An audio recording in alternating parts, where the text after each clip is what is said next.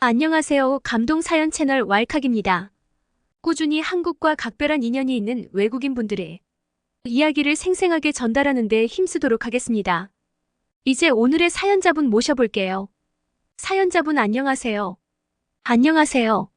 저는 서울에서 살고 있는 미국 여자 에일리라고 합니다. 저는 3년 전 남편의 일 때문에 한국으로 와서 살고 있습니다. 한국에서 살면서 그동안 제가 느꼈던 한국에 대해 들려드리고자 이렇게 인터뷰 신청하게 되었어요. 저는 한국 오기 전 미국 시애틀에서 운동선수 남편과 함께 살고 있었습니다. 남편은 꽤 실력 있는 야구 선수였어요. 그렇지만 미국은 난다 긴다 하는 선수들이 많았기에 프로리그에서 활동할 수 없었어요. 그런데 어느 날 남편은 소속 구단 계약과 관련 각종 일로 인해 한국의 한 야구단으로 이적하게 되었죠. 남편은 이적 후 한 달 동안의 준비 기간을 가지고 한국으로 넘어가야 했어요. 저는 한국이라는 동아시아의 작은 나라에 가는 게 무섭게 느껴졌습니다. 사실 동아시아는 일본만 알았지 한국이란 나라는 휴전국가라는 것만 알았거든요. 남편이야 물론 일 때문에 간다고 하지만 저는 거기에 아무 연고도 없었거든요. 하지만 남편은 저와 계속해서 함께 가기를 바랐어요. 별다른 관심이 없던 나라여서 같이 가는 게 꺼려졌지만 홀로 타국으로 가는 남편이 걱정되어 한국으로의 이사를 결정하게 되었습니다. 처음에는 물론 적응 기간이 필요했습니다. 그런데 3년이라는 세월이 흐르는 지금 저는 이곳에 온 게 참 다행이라는 생각을 한답니다. 제가 한국에 오고 나서 처음 마음에 들었던 것은 바로 사는 집이었습니다. 남편과 저는 한국에 오자마자 서울의 신축 아파트에 들어갔어요. 저는 그 아파트 외부와 내부를 보고 깜짝 놀랐습니다. 아파트 앞 공원 마치 놀이공원에 온 것만 같은 착각을 불러일으켰거든요. 재미나고 다양한 놀이기구가 있는 놀이터에서 놀고 있는 아이들은 너무 귀여웠고 밖에 나온 아줌마들은 우리 외국인 부부를 웃으면서 맞아주었어요. 그리고 아파트 커뮤니티 시설도 잘 되어 있고 헬스장, 수영장 등 모든 것들이 있었죠. 첫 한국인 이웃들의 인상은 너무 좋았습니다. 그리고는 우리가 살 집 안으로 들어갔는데 층고도 높고 집이 너무 깨끗한 거예요. 아무리 신축이라도 이렇게 깨끗하고 튼튼해 보일 수가 있나 싶었죠.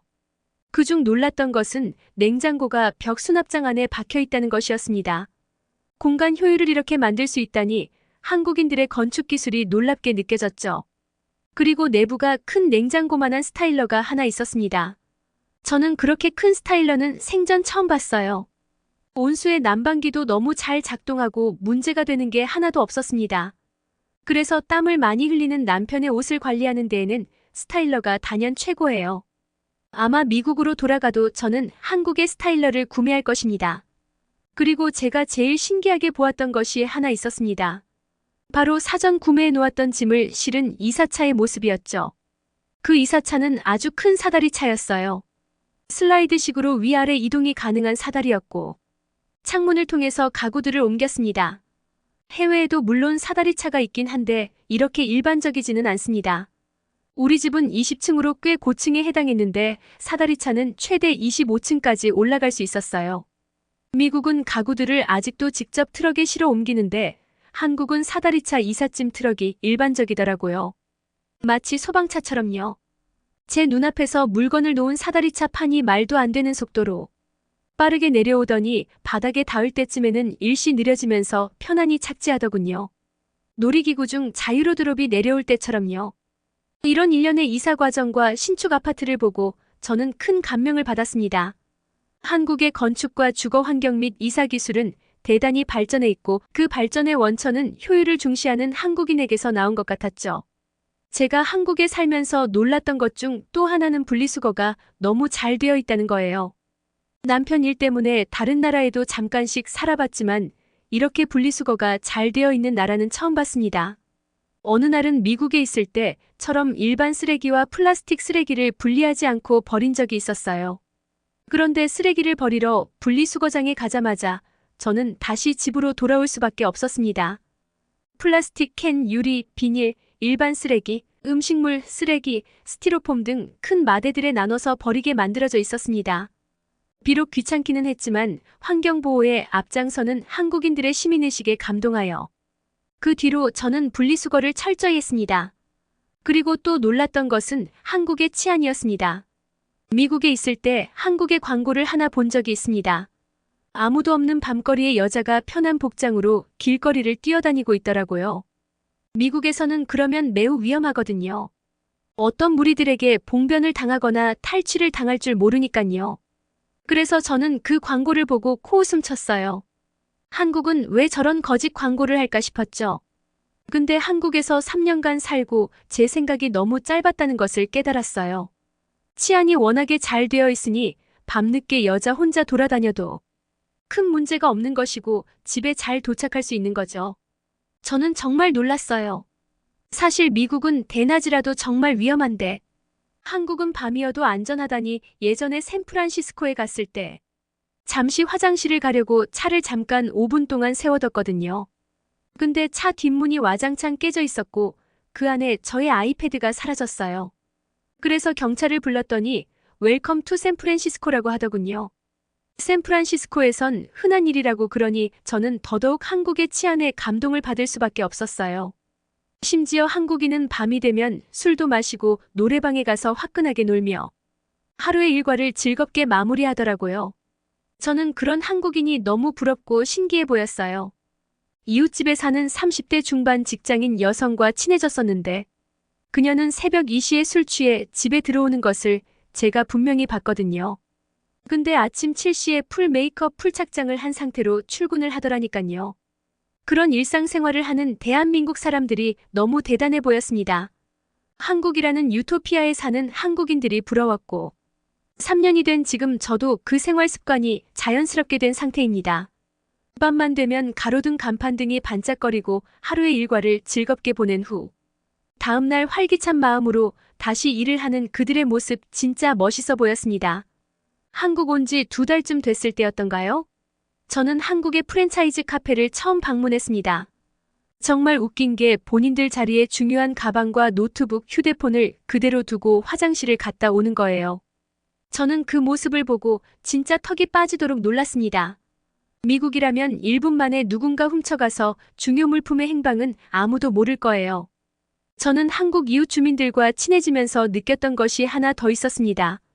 한국의 치안이 잘 되어 있는 것은 CCTV 등의 설치물이 잘 되어 있는 것도 이유가 될 수 있지만 기본적으로 한국인의 국민성이 남다르기 때문이라는 겁니다. 이런 모습은 강압적으로 한다고 되는 게 아니거든요.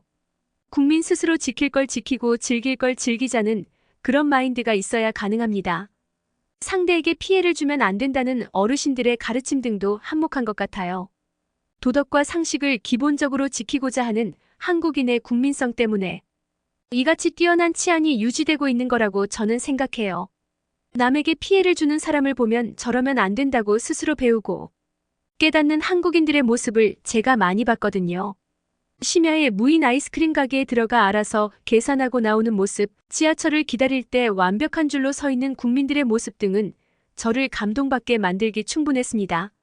제가 한국인이라서 그런지 평소에는 당연하게 느꼈던 건데 이렇게 듣고 보니 한국인이 좋은 시민의식을 가지고 있긴 하네요. 처음부터 이곳에 태어나서 자란 한국인들은 아마 제대로 인지하지 못하고 있을 겁니다. 그리고 하나 더 생각난 게 있네요. 어느 한겨울이었는데 그날따라 몸이 너무 안 좋아서 추위를 더 심하게 느끼고 있었습니다. 저는 집으로 향하는 버스를 기다리고 있었어요. 평소에는 어르신들에게 양보한다고 정류장 의자에 잘 앉지 않았습니다. 근데 그날은 버스를 기다리는 사람도 없고 다리가 너무 아파서 의자에 앉았죠. 저는 너무 놀라서 순간 벌떡 일어났어요. 그 의자에 앉자마자 엉덩이에 뜨거운 기운이 느껴졌기 때문입니다. 알고 봤더니 그 의자는 추위에 떨며 기다리는 국민들을 위해 나라에서 제공한 전자의자였던 거예요. 20분 동안 전 그 신기한 전자의자에 앉아 몸을 녹였어요. 그리고 집에 갔는데 몸이 한결 나아진 기분이 들었습니다. 한 번 더 한국이 살기 참 좋은 나라라는 생각을 했습니다. 3년이 지난 지금 저는 트렌디하고 노는 문화가 잘 갖춰진 서울에 살며 행복하게 남편과 지내고 있어요. 남편이 쉬는 날이면 이태원에 같이 가서 술도 마시고 한국 친구들도 사귀곤 합니다. 한국 사람들은 유쾌하고 털털해서 같이 놀기에 너무 재미있어요. 그리고 최근에 저의 소소한 취미가 하나 생겼어요. 그것은 바로 한복을 입고 경복궁에 가서 동영상을 찍어 SNS에 올리는 겁니다. 현재는 해외나 한국인 네티즌의 댓글이 많이 달려서 인터넷으로 여러 소통도 나누며 심심하지 않게 지내고 있답니다. 처음에는 무서워서 안 오려고 했던 한국, 지금은 제 미국 친구들에게 빨리 와서 이 좋은 문화와 기술력, 유쾌한 한국인들을 한번 느껴보라고 해요. 누가 시키지도 않았는데 한국인 외국 홍보대사가 다 된 거죠. 남편이 한국 구단에서 언제까지 있을지 모르겠지만 계속 남아 있었으면 하는 바람을 항상 한답니다. 제 사연은 여기까지입니다. 감사합니다. 에일리님의 재미난 사연 잘 들었습니다. 우리는 당연히 여기는 한국에서의 삶이 외국인 눈에는 유토피아나 다름이 없나 보군요. 외국인들의 이런 얘기를 들으면 정말 기분이 좋으면서도 평소 행실을 바르게 하고 다녀야겠다는 생각이 들기도 한답니다. 지금까지 배감동 사연 채널 왈칵이었습니다. 감사합니다.